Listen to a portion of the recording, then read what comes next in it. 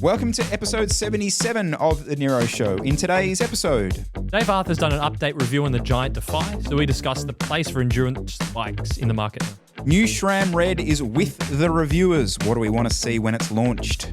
I'm going to make the move to road disc this year. I discuss how I'm potentially going to build the bike up with some direct from China parts. And Jerry Ryan's thrown some cash at Cycling Australia. What do we think? All right, let's get into it. Few people noticed last week that you still had your helmet lines on your Are they head. still there today? I think they're spottable. So what's the ride here? Just quickly. We can't afford hair and makeup, so I'm coming in raw off the bike. So that's why there are imprints on my forehead. Was it the TCR over here? No, this is the S-Works Diverge. Ah, yes. Yeah. Yeah. Yeah, no specialized pro level. We're going only top spec. Top spec. That's over here. Probably as much gravel as that bike's ever seen. All right, I actually want to start us off this week, if that's all right, Jesse. So Dave Arthur this week did his 4-month. Actually, I'm going to read the title of the video. It's the Giant Defy Advanced 4-month review. The best endurance road bike in 2024? Question mark. Mm-hmm. And yeah, a classic Dave video. I will quickly say, I know are we negative with Dave? I don't know. We do talk about him a lot.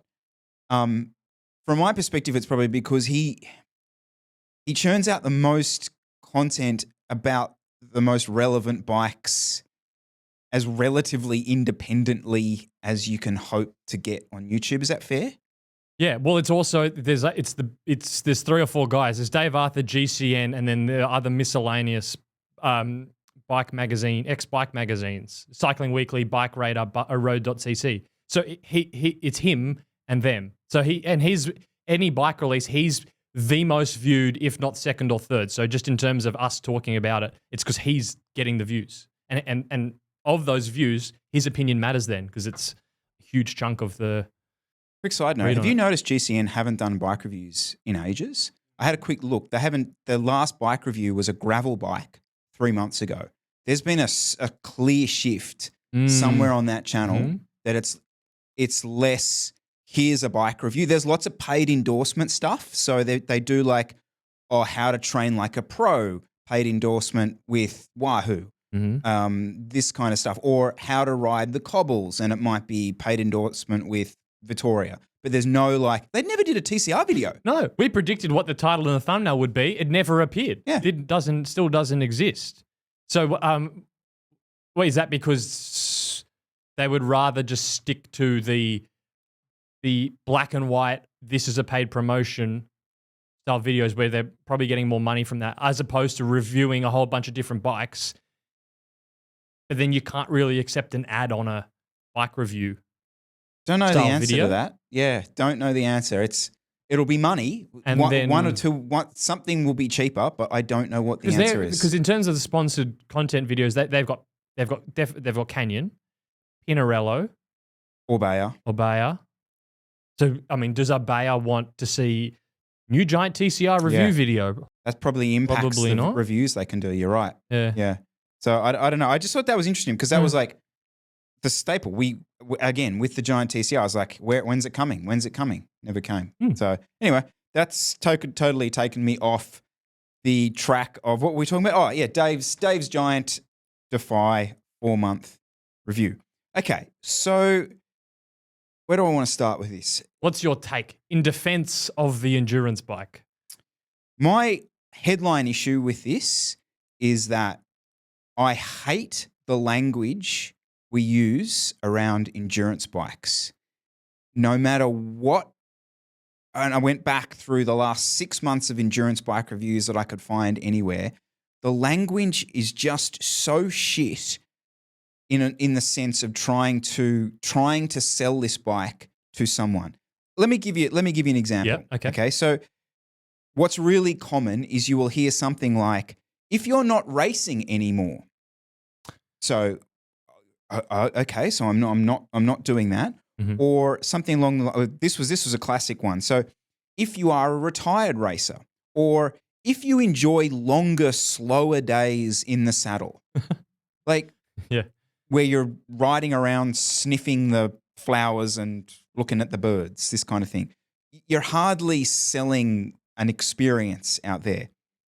The other one that Dave mentioned was specifically with this Defy one was the perfect middle-aged race bike. Perfect middle-aged race bike. You could race it, I think you could, but you wouldn't. I mean, who wants to be sold a bike that is basically stamped as a mammal race bike? Put aside, and this is the whole thing here, right? This is coming from the place of someone who, and I think we all agree, the bike is actually more suited to a lot of people. This raft of bikes is more suited to a lot of people than it's not. But more than that, Jesse, and this is what I want to get into.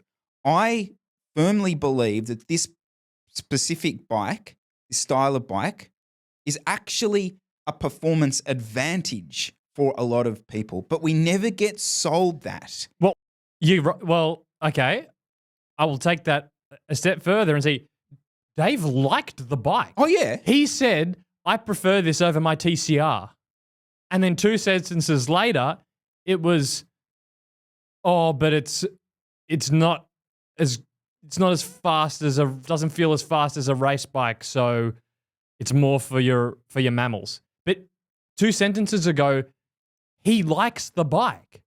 So it's like he almost had an original thought, but then reverted back to the spec sheet read, or just the status quo line of, but it's for slow old men. Really? Yes. But he preferred the bike to the race bike. Now, but is it his job to shill for big endurance bikes? I mean, No. No. Right?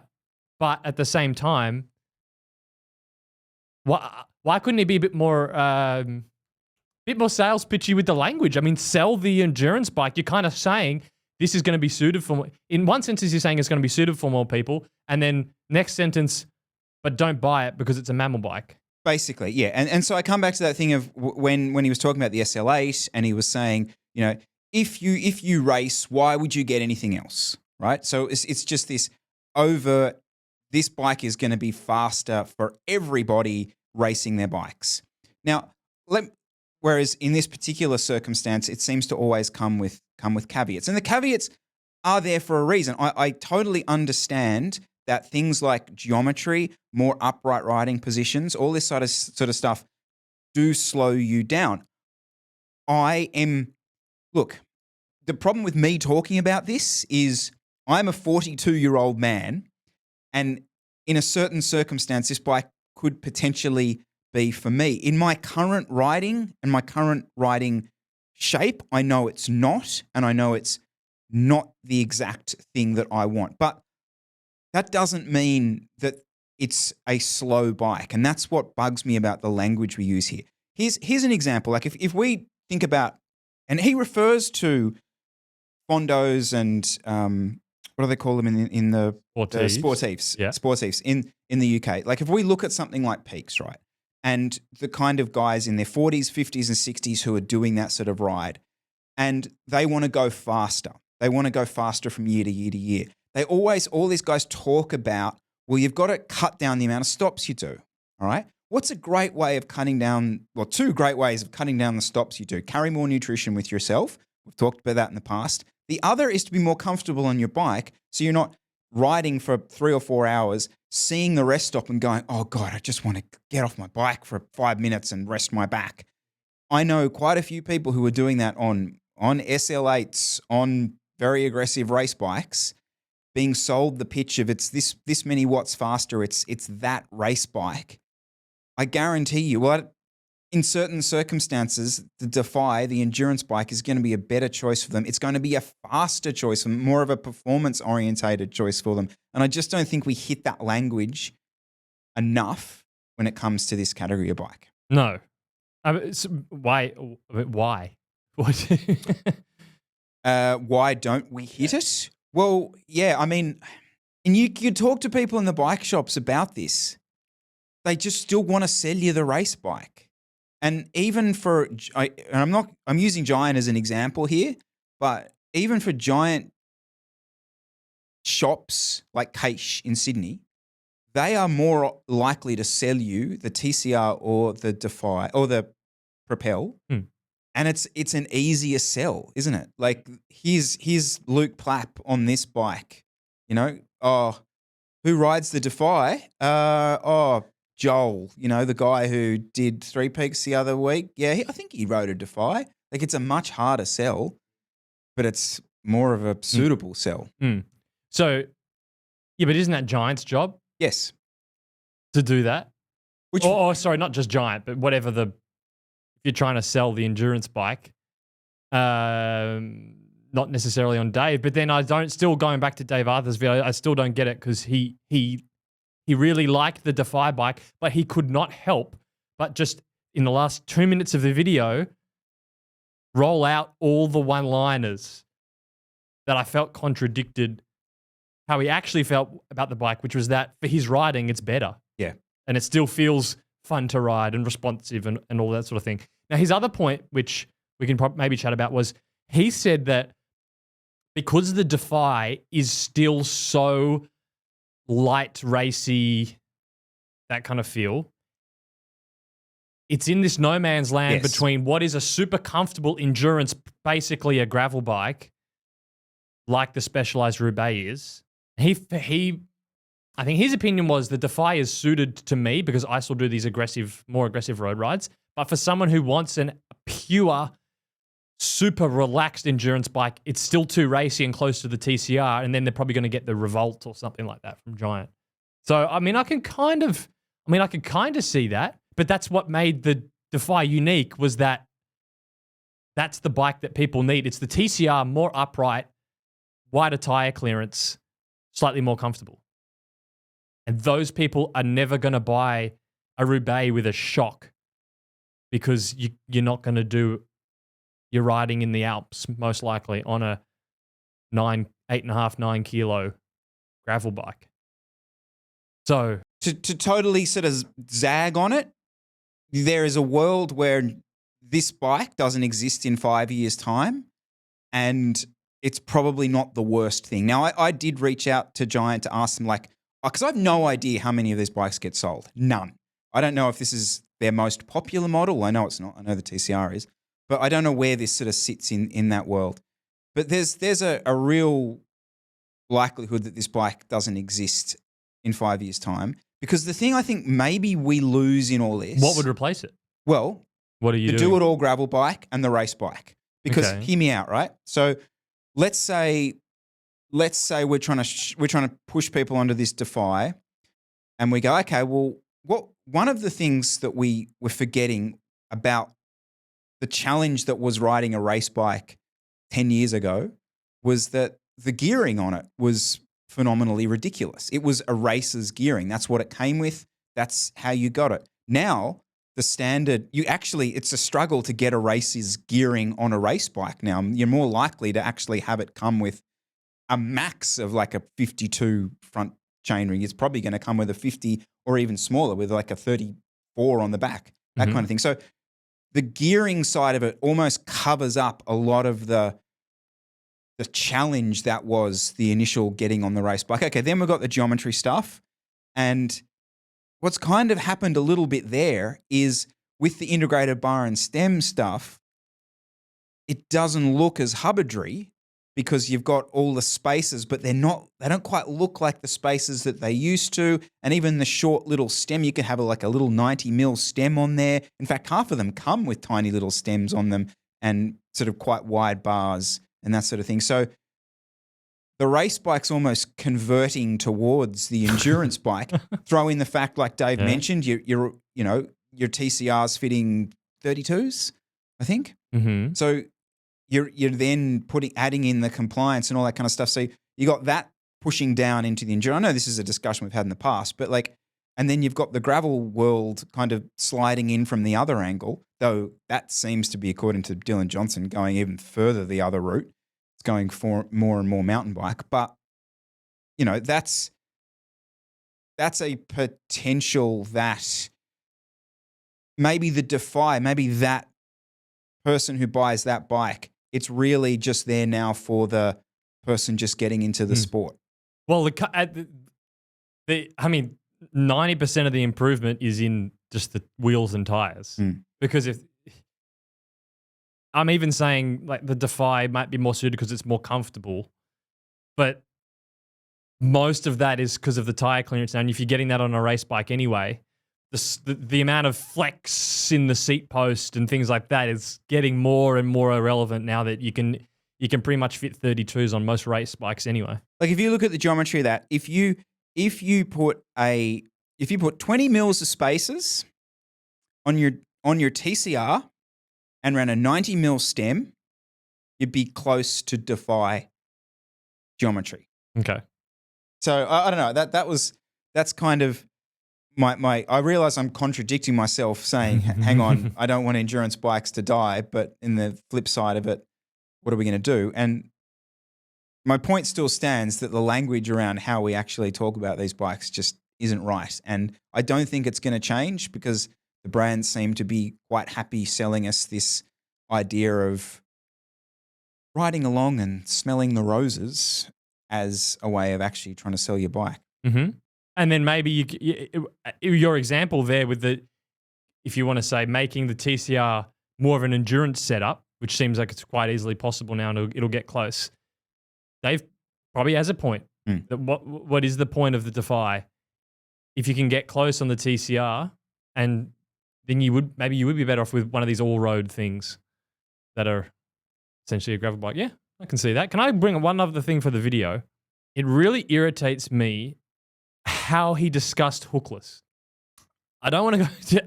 I'm gonna go hookless. Fuck it. I'm gonna go hookless again.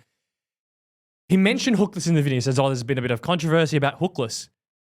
This giant Defy comes with hookless wheels, but I haven't had the tires blow off. Didn't blow off once. So blow off once, Jesse. Not once. So there's no problem with hookless. And then that was sort of the end of the story. I'm like, no, like that is such a little underhanded. That's not the point of hookless. That's not what we're talking about. The point of the hookless, and if you're going to, I don't think that's objective. To me, that's shilling. Because if you're objectively assessing and reviewing the bike and a bike comes with hookless rims, the point is you've got limitations in your tire choice, limitations in your tire width, limitations in your tire pressure. Safety concerns, even take them out. You've got those limitations for no benefit. The only benefit is potentially, you could argue, a cost benefit, which in Giant's case, you could argue is true because at least in Australia, the prices are competitive.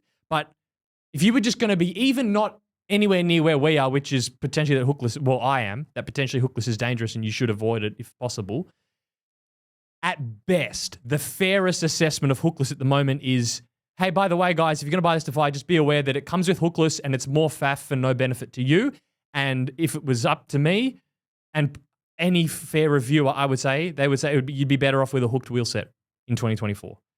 But he just said, oh, well, my tires haven't blown off, so hookless is all good. I'm like, what? Like, whoop-de-doo, you haven't crashed from your tire blowing off. That's not the point. Yeah, I get it.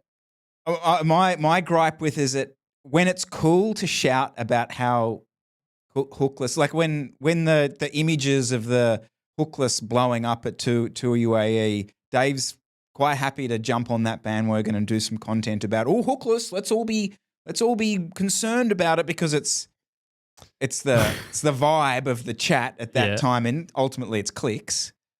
But fast forward 2 months and that's died down.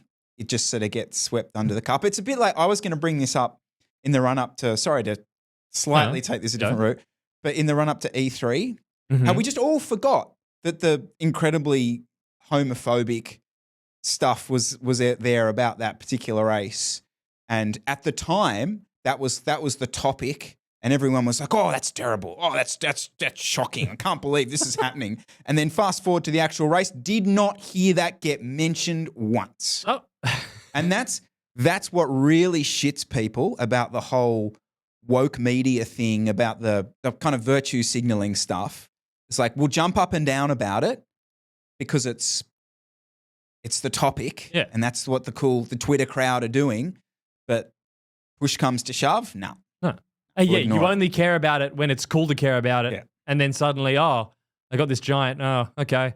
or yeah, it's got hookless, but it's been all right for me. So yeah, you just buy it. Don't worry about it. I was like, no. That's not objective. So I just wanted to bring that up because that's where you start going, Dave. That's the shield territory. I don't think that's objective. Just while I've got you thinking about reviews, Jesse, Mm-hmm. I think it's pretty clear we're counting down the days, counting down the weeks to the SRAM Red Road group set launch. Mm-hmm. I'm pretty confident in saying that Taiwanese junket that the boys were all on, Yep. I reckon they all left with a group set or Little two. goodie bag. A little goodie bag. Little party bag. That's my thinking. Okay. So I reckon they've all got them now, and they're back at the Cotswolds, riding them at the moment, getting the feel for the new Red. Which got me thinking a little bit along the not the same, but along the lines of our TCR thoughts. When that embargo lifts, I reckon around the Giro. Yep. Okay. And that first video pops up. What do we want to see? I want to see the price. Okay. This thing is going to be laughably expensive. Right. That RRP of the individual group set is going to be disgusting. So, all right. So what's laughably large? Over unders $7,000 with power meter. I don't think it'll be quite that much. So I think over $5,500. I think that's almost expected. What? I do. I mean, yeah, I'm expecting it to be laughable, and I think above $5,500 for a group set is laughable and expected. Yep. So that'll be the thumbnail. No, actually, they won't. No, go they that wouldn't. route. They wouldn't do that. Yeah. No, that's a good one. That's because we know it's not going to have an extra speed. correct. The shifters are going to be different. Well, we know everything. We know what. I mean, everyone's seen everything. Yeah. So that's it's not a monumental leap in technology. So if you're looking at the price, I think the official terminology, Jesse, is a refinement. Yeah, right. It's a refinement upgrade. So you're not expecting the price to go up $1,500, but it probably will. Yeah. So that's why I'm just really curious to see the price. I think that's just on the chat we had about the factor stuff with Ronan last week, I feel like that's the next phase of that chat is sitting down with someone from SRAM or Shimano and detailing the price rise across that because that's, Especially something that's so electronic. Yeah. Why is that not scaling? That's where you'd be going. Yeah. No, that's a good one. For me, all I really want to see is that front derailleur shift. Because it's still the biggest hang up with SRAM. Not that I have been using a front derailleur much, but even when I went back to it just for peaks, it's not as good as Shimano. Like it just isn't. And that's still the biggest hang up when it comes to the SRAM group set. Not going to get into the value of it, especially we're talking those sort of numbers. From just a pure performance perspective, that's what I want to see. I want to see in that first video, I want to see some slow-mo comparison stuff done on the two shifts and the reliability of it, because that's the big one for me. Any thoughts on titles or anything? Or I don't want to go that road. I don't. To be honest, I'm not that excited about this news. I just know it's just going to be one of those refinement ones. So I don't really. Yeah. Cool. I'd be interested to see whether they continue to sell the old Red and whether that price drops. Because I think there'd be some value to be found in there, I would have thought. Because that group set's still bloody good. And you'd have to think the batteries will all be sort of transferable and all that sort of stuff. So, it's just going to be another step in the ecosystem, I reckon. Little refinement. And the only other thing, this is not necessarily SRAM related, but it was pointed out to me during the week that some of the Lotto riders weren't running zips at some of the recent cobbled classics. I'll grab some of the footage that was sent on to me to that. Did you hear or see any of that? Well, I saw they did. I watched a GCN bike review of Arnaud Delis's Orbea, and it had the Orbea in-house brand wheels, not the zips on it. So I did see that. They didn't mention whether they were hooked or hookless on that. The in-house No, I'm wheels? guessing the in-house ones are hooked. Okay. I don't know. I'm not sure if that was anything in relation to the zip blow-offs and cracks, or if this was just something they're doing because quite often they'll run the in-house wheels anyway. So, and they're also not a SRAM team; they're on Shimano. Yes. So it was a bit strange. What's the hangover from Zip SRAM? I don't know. It just seems a weird partnership because they're not on SRAM. Before we move on, a quick word from today's show partner, micronutrition brand Pillar Performance. Traditional nutrition products like hydration and carbohydrates will take you through to the finish line, whereas Pillar's mission is to get you to the start line in the best condition, over and over. In this episode, Pillar wants to bring awareness to the benefits that magnesium supplementation can have for you as a cyclist, particularly as it relates to sleep and recovery. Do you have trouble getting to sleep each night? Or do you suffer from reduced sleep quality, particularly after your biggest training days? If so, magnesium supplementation can help improve all areas of your sleep by regulating melatonin production and reducing cramps that interrupt your sleep quality. Pillar's triple magnesium is a 300 milligram blend of absorbable forms of magnesium that tastes great and is Informed Sport batch tested to be free from banned ingredients. If you would like to try Pillar today, get 15% off using code Nero at pillarperforamnce.shop, or for North American viewers, head to thefeed.com/pillar and enter code Nero for 15% off. Yeah, this is the last week, Jesse, for now of our chats with Pillar. Have you been using it? Yeah, I rate it. So I actually do rate it. I feel weird, like we say that this isn't the ad. This is just chat. Yeah. So for me, I have found I don't wear wearables or anything. I've kind of gone off all that shit, to be honest. But just anecdotally, I don't find it helps me get to sleep, but I certainly have found dramatically, actually, I have a much deeper sleep. I just don't wake up as much. And especially, you know that thing, you've done a big day, a bigger day. You've done quite a few of those recently as well, yeah? I've done a few of these big days, and I've notoriously struggled to sleep after them because I get like aching legs, like just twitchy aching legs. I haven't had that sensation since I've been using the product. Now, do I think that's dramatically improved my performance on the bike? I think that's very much up for debate. Do I think it's made me a better person during the week? Yes. Mm-hmm. Okay. So if I took it away from you, yeah, I'd be pissed. Yeah. Okay. Yeah, I'd be pissed. It's interesting. Yeah. Yep. It's I've started recommending. We were chatting with Pillar before we started doing the ads for quite a while. So I started, and I hadn't really been aware of magnesium that much. It usually wasn't something I'd recommend. So I was, before we started, because I was like, well, start recommending this in the appropriate situations and see if I get any feedback, to see if there's anything. This is a bit of research on it, not a lot specifically on magnesium glycinate. There's a lot of magnesium oxide, but the glycinate is the one that's supposed to help with sleep. And there's this tiny amount of research on it, not a lot. So I was like, I'll just start recommending it when the situations come up with my coaching.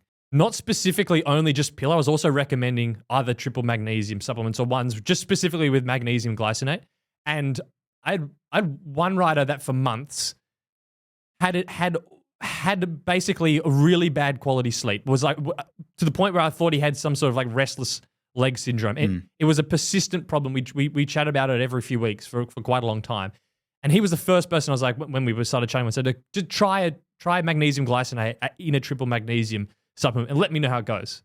And it's going to sound like I'm making this up, but he was like a week later, night and day, he sleeps through the night. And he's training quite a lot. So he's training like more, usually he's above 16 hours a week. He said like it was like a flip the switch, like sleeps through the night. And he had particularly bad kind of like crampy restless leg syndrome that would just every night would wake him up. I kind of went down the usual routes of stuff to recommend. I ran out of things, and I checked in. I just checked in again. This was probably 3 months ago, and I checked in a couple of weeks ago and said, "Are you still using the magnesium?" He's like, "Yeah." It's like it's been really good for him. So now that's quite an extreme scenario. He must have been probably magnesium deficient or just for whatever, didn't absorb it as well, wasn't getting much in his diet. But yeah, there are examples of that where I go, this in the right circumstances does, really make a difference to sleep. Yeah. Tastes really good too.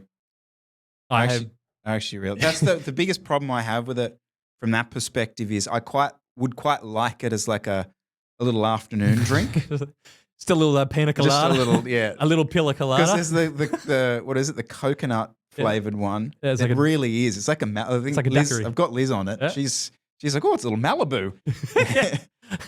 So it's not really like you have a chocolate or something after dinner and then sort of like, oh, wash it down with a Malibu. Yeah. But no, I did wanted to say that. It's done nothing for my writing. No. For my big 3 hours a week, it's not quite you're fresh. moving the needle. Yeah.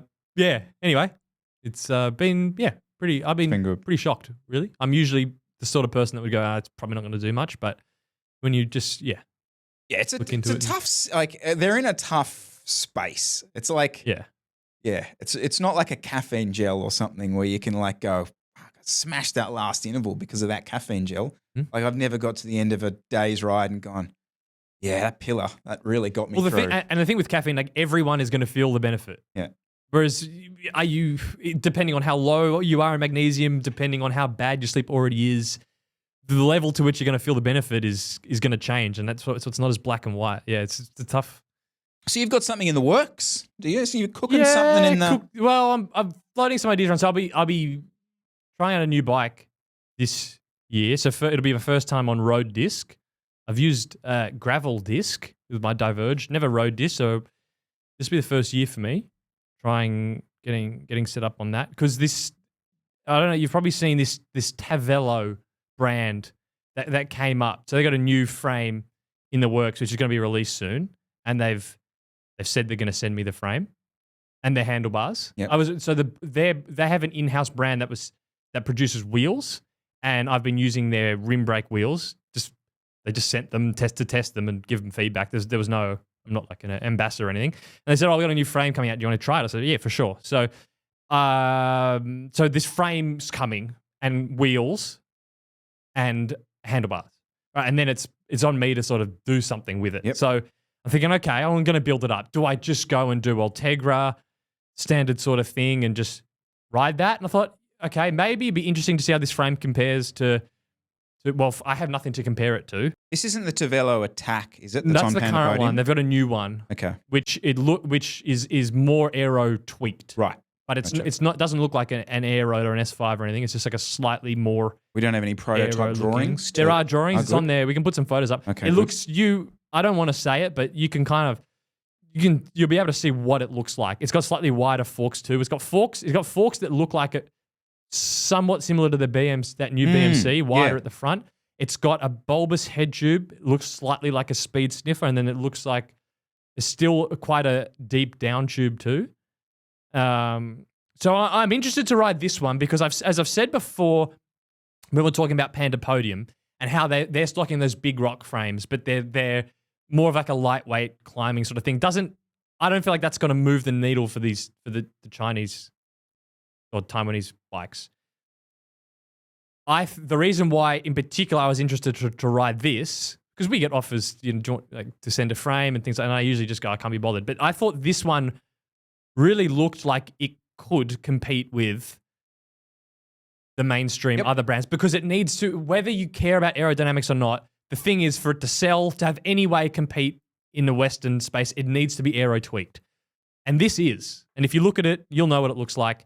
So I'm interested to just ride it and see how it goes. But then I'm like, well, it's kind of boring if I just build it with Ultegra. Like, ugh. So I'm thinking, here we go. I can be the Chinese. I wouldn't be the only one. There's a few guys doing it, but I would be keen to do the full direct from Asia spec, the Panda Podium build, basically. So I'm thinking, I need a group set. So go the ERX, that L2 electronic group set. I'll ask Joe. I'll say, is it a total unreliable basket case? Or because I've had firmware updates. Maybe he goes, you know what? The feedback's been pretty good. In which case, then I'm keen to try it out.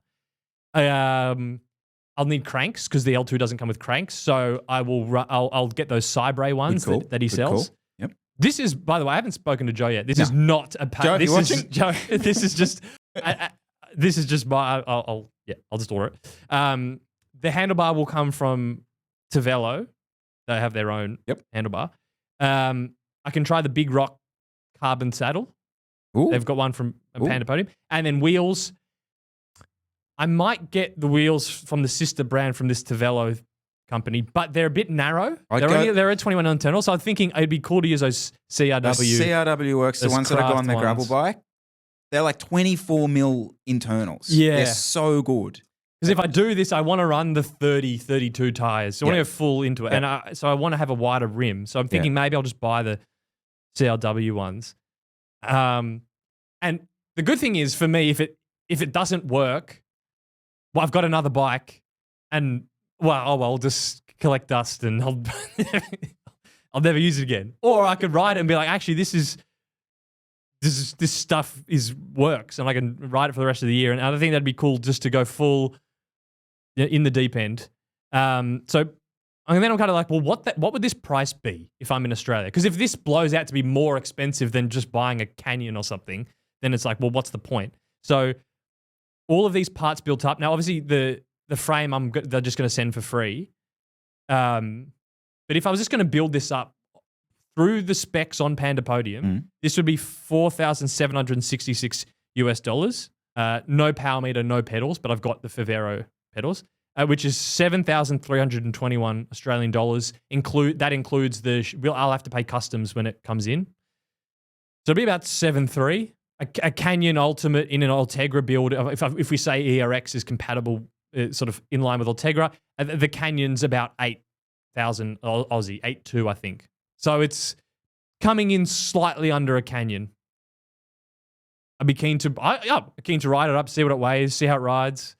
What do you reckon? It all sounds good in theory, Jesse Coyle. It all sounds good in theory. You have an even shorter patience and temper when it comes to things going wrong with your bike than I do, and that's saying something. And so this is going to be an adventure. I'm glad you're coming at it from an angle of, we'll see how it goes, blah blah blah.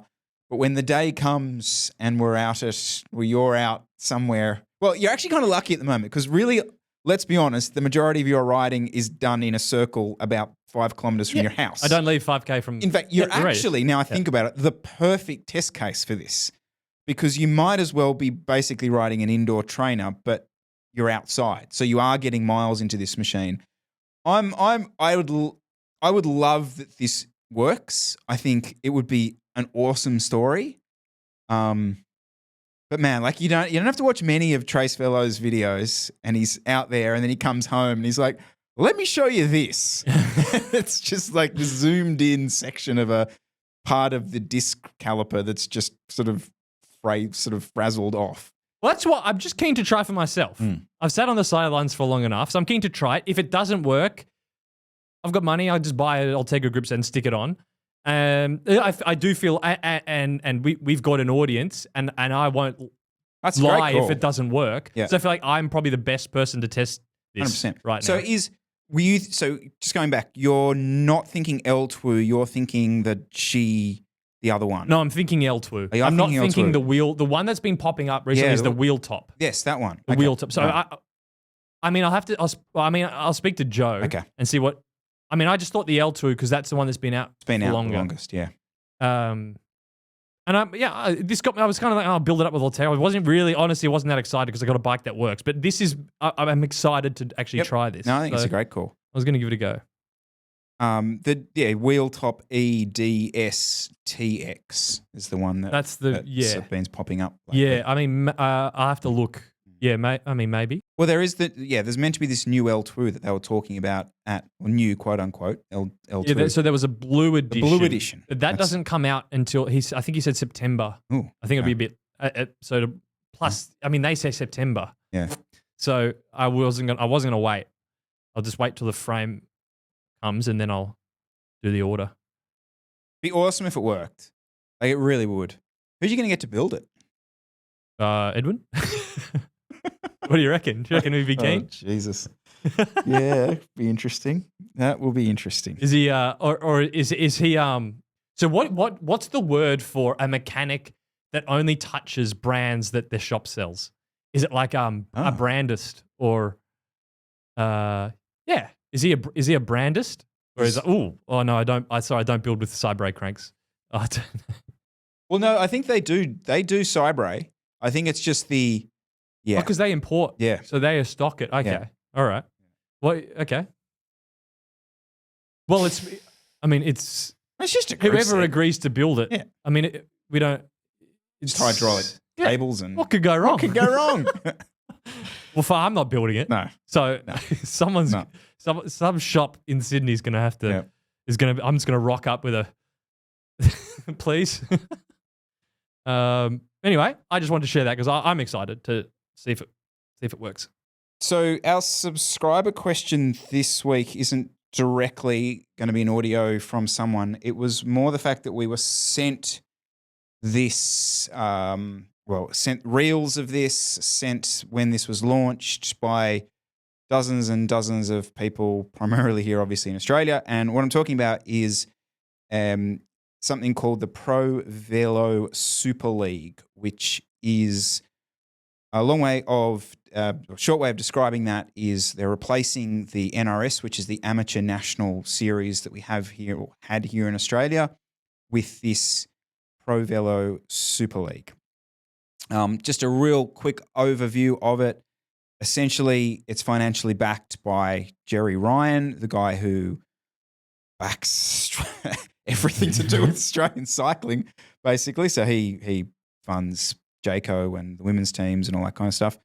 Better structure of races, more visible, so meant to be in capital cities rather than out in the boondocks. Smarter formats, so like Friday, Saturday, Sunday, not like bizarro timings. And the season's more compact, so more summer orientated. Better broadcasting, I think. Well, apparently, yes. There's a lot. We'll get to that. Okay. Yes. At this stage, that's what we're told that there's lots of live broadcasting that's going to happen to engage the public to make this happen. Do you want to? I mean, I'll start. Okay. Can I just say, everything, if you just listen to it or read about it, it all sounds good. And I genuinely, authentically hope it works. Because if it works, that'd be awesome. I just don't think this is the right. I just don't think it's the right approach. It's basically it's essentially the same approach that the NRS has had for forever, which is this kind of pretend that we're going to try and make it commercially viable, which it never is because you're in Australia and the population's small and there's just not enough eyeballs to get ROI from sponsors. It's just not going to happen. It's just not. So this is just another reincarnation of that. I mean, there's a few things here. In terms of specifics, I mean, it says, why participate? It says it's designed to be cost effective for teams and get a meaningful ROI. That whole premise is not real. This isn't the world tour. It's like most of you've got in Australia, you've got two, maybe three Conti teams that actually have cash. The rest of the teams are all mum and dad operations. Usually it's the riders contributing to the actual funds of the team through a rider contribution. There's no budget here. So they've put in, I've got the PDF of the actual thing and it's kind of saying an indicative budget, average budget based on 6 riders. Now remember, it's only 6 riders. They're proposing 6 rider teams. So for 6 riders and 2 team staff to do 7 events, they've got here through sponsorships, total operating income this is an indicative budget that you would need to do this season to do 7 races, 120,000 Australian dollars. And that's got here bicycles and accessories free of charge. Have these people like what NRS team is getting free bikes? Like what? That's not I mean, it's the reality for the guys that some of the guys involved in running this, and they run a Conti team. That probably they don't even get free of charge. They probably pay for that in their budget, which is predominant. Yeah. Anyway, that's this indicative budget of it'd be really cool if we have all these teams. We have 6-man teams, so you get a decent sized field. You're going to need at least 12 teams in there to think you're going to get 12 domestic teams that are going to get $120,000 of funding each to do this series is just not going to happen. All right, let me go. Okay. Let me go. I need to say in the beginning, I'm the most biased of any subject we ever talk about on this channel or this show. I'm the most biased when it comes to this because I have had the most personal experience and bad personal experience that will always affect how I talk about this subject, right? And that ultimately, obviously, we had a team, and the back end of that 7 years was a financial absolute disaster for me. It was the most stressful situation financially that I've had in my life, and it was all due to exactly what you're saying there, Jesse. When finances became really challenging and the expenses and the costs went higher and higher, we essentially just had sponsors pull out and didn't want to pay and had to fund it financially myself. I don't see anything here that is not going to see that happen to someone else again.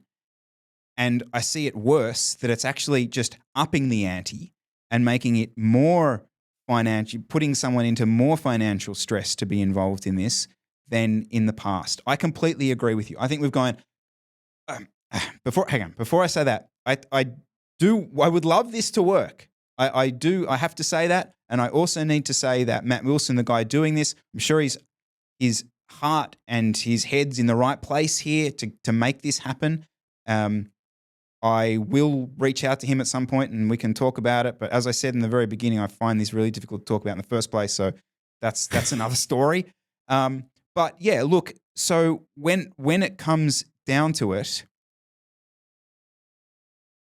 to try and sell yourself as a team, quote unquote. I love using that word when ultimately all you're actually selling is you and a couple of riders. Like team, like I'll ask the media department. No, it's not that. You're just selling this concept of a couple of riders to someone to try and give you money to race an invisible series. What have you got to move the needle for them beyond it being a charitable donation from a nice person, really? Because that's what, like, the biggest team in the country, Bridgelane, that's essentially how they operate. It is a charitable donation from a bloke who loves cycling and he's happy to just hand money over, which is fantastic. But those people, I can tell you, are thin on the ground, and I have hunted them down. I hunted them down for 5 years. And even the people that are interested in cycling and they're in the corporate environment, you know what turns them off getting involved in this? Is it looks too professional. Because that professional cycling to them is the tour. It's Europe. That is what a corporate sponsor wants to see. They don't. There's a real thing in Australia when it comes to putting money into these sort of things, that kind of a trumped up fake pro series isn't really what they'd want to be involved with anyway. It's almost like ultimately all you're doing is just giving money to some kids to race their bike, to like flog bikes and in places you've never heard of. And they're probably not great. Let's be honest. Some of these kids aren't great ambassadors for whoever the corporate sponsors are that are involved with them. And so it's a real challenge to try and get those sort of sponsors involved. Then you come to the actual cycling industry people. They're probably former racers who raced this series, they know just how invisible it is. The counter argument to that would be that this new series isn't going to be invisible. That's what they're saying, is that we're going to make it visible and therefore your sponsor's going to get ROI. I live on planet Earth in Australia. It's just not going to happen. If it could, like that would be great. I just don't. I'm with you in that I don't see it happening. I'm just saying that that's what this is aiming to do. I totally is to bring that, but it's. I would love it to happen as well. And the whole reason this channel exists in the first place is that's what I tried to do. I tried to get people to see domestic racing. Now, I realize that a small YouTube channel is not going to be at the same, hopefully, the same scale of what these guys are thinking, but you could see it. You just have to see views. You do a race video of the Tour of Gippsland or the Tour of Brisbane and 1,500 people would view it. You do a review of a tyre, 20,000 people would view it. That's just the nature of people thinking and viewing this sort of content. Can I also have a little thing about this isn't really any good for riders, this series. Yeah. Okay. You've got 7 events, 6 rider teams. That's quite small. So, and there's private equity involved. So there's money here. Mm-hmm. This is no good for talent development because this is just even more inaccessible than the previous league was. So if you've got the right, give up on ROI. You're in Australia. It's a small population of a niche sport in Australia. ROI for brands in domestic cycling is not going to happen. 0. It's just not, this series isn't going to get ROI for 12 teams running $120,000 a year budget. Not going to happen. So if there is private equity, put that into talent development by running more accessible races to get more riders involved. This is you'll have an A grade, let's say you got a good A grade girl finishing school. She's got some talent. She wants to get involved in racing. Well, she's right now she can't really do any NRS racing because it's totally inaccessible. So she has to go and pester a team to try and get on. They probably won't accept her until she gets results. So she might do one NRS race as an individual where she has to drive halfway across the country. Then the way this racing is set up, because it's meant to be all pro, it's a super pro velo, there's team cars in here. And even said here in this thing, it's like we're going to have, in the broadcast, we're going to have we're going to hook into the radios and you're going to be able to hear the team managers and the team cars. I'm like, why the fuck is there team cars in the first place? Oh, here we go. Just run them. Take Jerry Ryan's money if he wants to support the racing, or Bridgelane or whoever the guys that are running teams are. Sponsor the races because there's no money running the races. So put that money to run the race, run them all as circuits, get rid of the team cars. This isn't pro freaking racing. It's backyard racing for talent development. We don't need team cars. Run them all as circuits. The 19-year-old girl who wants to develop it, she can drive with her mum over to the course. She can mum can set up on the feed zone. We're doing 12 laps, hard race. You're racing Gina Ricciardo. You're racing Emily Watts. It costs you $30 to enter because the racing's subsidized from a sponsor. Teams can race, sure, but there's no team cars, so it's all more even. And who cares if it's not a really cool loop on the outskirts of the city? You just do a circuit. You'll get better quality racing. That'll allow more people to enter instead of having all these A-grade riders that can't ever get the foot in the door. Brilliantly said, Jesse. Because there's all these teams that won't take them on. Brilliantly said. Reduce the fucking overheads.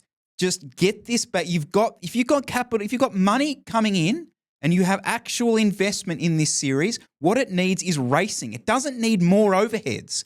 Like you said, let's strip all that back, more races, make the barriers to entry lower. So you could even, if you could subsidize the entry for people, you could potentially even have scholarships for certain parts of the population, certain demographics to try and get a little bit of diversity in the sport instead of just making this some pretend quasi-pro thing. Look, with my pure cynical hat on, a lot of this just feels like more jobs for the boys.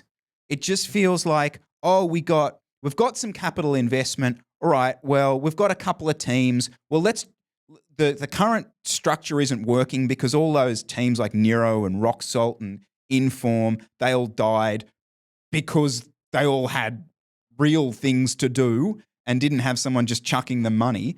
Well, we've got to justify our existence for the next few years because we've got this person who's willing to give us money. Well, let's create this quasi-pretend pro thing and so we can actually justify the existence of this team.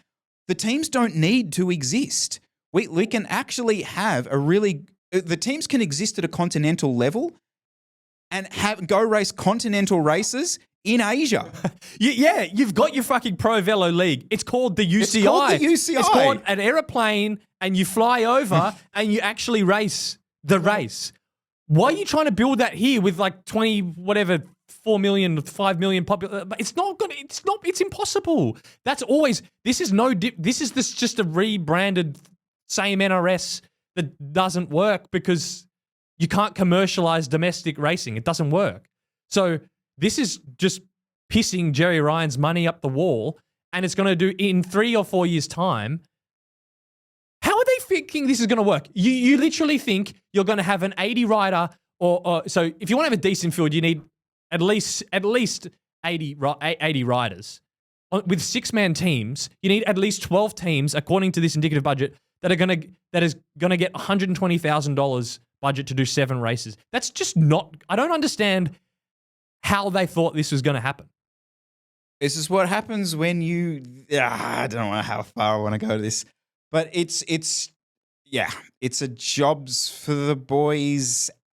This is what happens when you all just talk to each other and you think the world exists around your little league that no one actually cares. I saw this great little screenshot of a conversation that I think it was on Facebook or something that was having about this, and some sort of person made a comment like, but you've got to make this stuff relevant. Like, look at Jesse and Chris, like they did a video about peaks and it's had like 40,000 views and stuff, and you're not going to get any of that. And they're like, oh no, you wait and see the engagement that we'll have on this. Like they're living in this land. But it doesn't need to be. No. The devil's advocate, it doesn't actually need to be relevant because there doesn't need to be any ROI.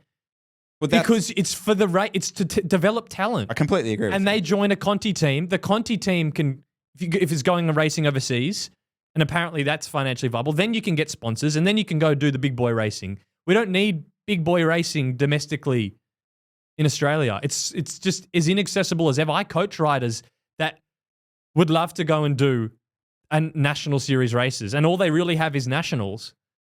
Because the NRS, they're like, well, I'll go to do an NRS race. Well, there's all these team cars. Well, how do I feed someone? Do I ask a team if they can give me some bottles? It's so shit. And plus, why is this a private thing? If this should just be, this is going to require a government cooperation because it's all, you're going to be running these in different states and things like that. I still don't quite understand why all cycling aren't involved. I don't mind that. I mean, I don't have an issue with the fact that it's privately funded and that you're trying to, again, for me, I don't have an issue with the structure of this, of the structure of what they're trying to do to the racing, what they're trying to do to simplify the actual events themselves. I think that's fantastic. What bugs me here is the quasi-pro nature of these pretend team budgetary type things that just create more barriers to entry for everyone involved. It's not sustainable. We've just continually seen this over and over. When you're a team like this, you're competing against, I remember the closest we ever got to getting an actual sponsor was Vittoria Coffee. And we got like the last couple of meetings we ever had with them, and we thought we'd got them. And we're going to get like this kind of money, like 100, 200 grand for a race season. We're like, we've done it. And ultimately they turned around 2 weeks before and went, actually, we've decided our cycling investment is going to go to Tour de Cure next year. And you're like, well, I suppose I can't argue. You can't really and that's the reality. Like when you are dealing in a country like this, and you get someone who's involved and invested a little bit in cycling, there's just a lot of other better ways for them to actually get involved with cycling. You're competing against kids' charity cancers here, guys. Like, stop fighting that. Just accept what our sport is here, double down on it, and make more races. But they could. But if Vittoria Coffee, for example, was sponsoring a race, let's say they were sponsoring, it was the Vittoria Coffee Melbourne Warrnambool, and you didn't have team cars. And so what were you paying for? Well, you pay, and if they get the TV rights and all this stuff, and that's all good. Well, whether Vittoria Coffee is sponsoring a team in a series or a race in a series that's televised, fairly equal eyeballs for them. It's all over Melbourne Warrnambool if they've put their advertising all over it. And then, because it's charity, really. But at least you're then going, well, this is going to allow 50 under 23 riders that aren't able to get on a team to race. Wouldn't that be easy to get across the line? Yeah. Because you're really just going, this is essentially charity. You may get ROI potentially, but it's not why you're doing it. You're doing it because you want to support the talent. And you could run a Booper charity ride behind that ride. Even more people on bikes in that particular circumstance. Yeah, I don't have much else to add other than it's just I just thought with these races they should be focusing more on more accessible racing and getting the equity to support that, not to just build up this fake series that's just not gonna. Yeah, like maybe it does. Look, it's not gonna work. because everyone is a volunteer. Look at Rock Salt died this week, right? So they've been around again. They're just people like it's just passionate people giving up their time and life to do this stuff. It's not people with $120,000 budgets. Like, it doesn't exist. And that was a really well-supported team. I know they actually got stuff from SRAM and things like that. So, and they made, and they were good. They were really good at promoting themselves, So look, sorry if that was an incredibly niche conversation. Sorry if it's incredibly biased, but I told you in the very beginning that I am biased when it comes to this, so get stuffed. Yes, that is a nut on that. Can I don't want to walk this back, Jesse, but I can't recommend it just yet. So I'm talking about I hate having to do that. Yeah, I was about to go out and buy one. I thought for my China build. It's not quite there. Hang off. What's happened? So all the functionality that I mentioned still works. Three things and one deal breaker. The first is it seems to get caught in this loop after a couple of days where it stops syncing with the phone. And what I've discovered is it seems to recreate another profile of itself in the Bluetooth settings. So if you go into the Bluetooth settings, you'll see 2 iGPSs. I don't know why this happens. Okay. That's not a big deal, but that seemingly continued to happen to myself. The second one is when you start and stop a ride, it doesn't give you a pause screen. So as soon as you stop and you like I rode out to a race on Sunday, got out there, hit pause, and it doesn't give you a screen from there. And so it just has a little pause screen up, and the next button you press saves the file.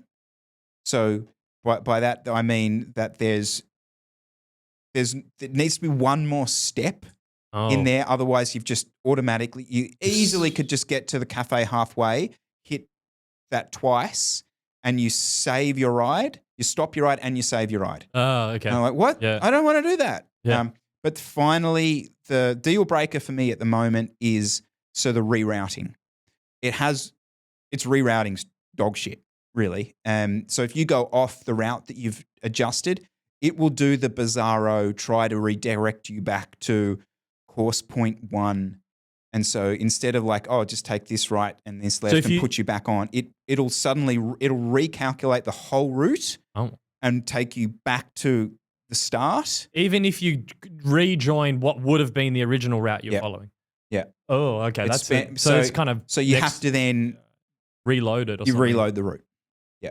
Every time you come off, it'll. Yeah. Oh, that's So I pretty, did that one I did on Monday. Yeah, it did that a couple of times. And yeah, it's a bug. I've had probably similar issues with Garmin's in the past. I'm even at peaks I had to reload the course during the event at some point, but I'm judging this a bit harsher because if I'm going to recommend it to people, I'd want it to be. I do know that they've got a 630S coming out, which is meant to alleviate the rerouting issue, but it is more expensive. I think it's closer to $400, whereas this is $330, from what I understand. Yep. But it also the form and functionality of it is good. That Climb Pro thing blew me away. It was legit good. Like no issues with that. But yeah, I can't quite recommend it just yet. All right, Jesse, I think that is us done this week. Mm-hmm. That it? Do us a favor, subscribe to the channel. I think I've said that once a year. But yeah, it would be marvelous if you did. Yes, thank you. Apart from that, we will see you all next week. Chat to you then.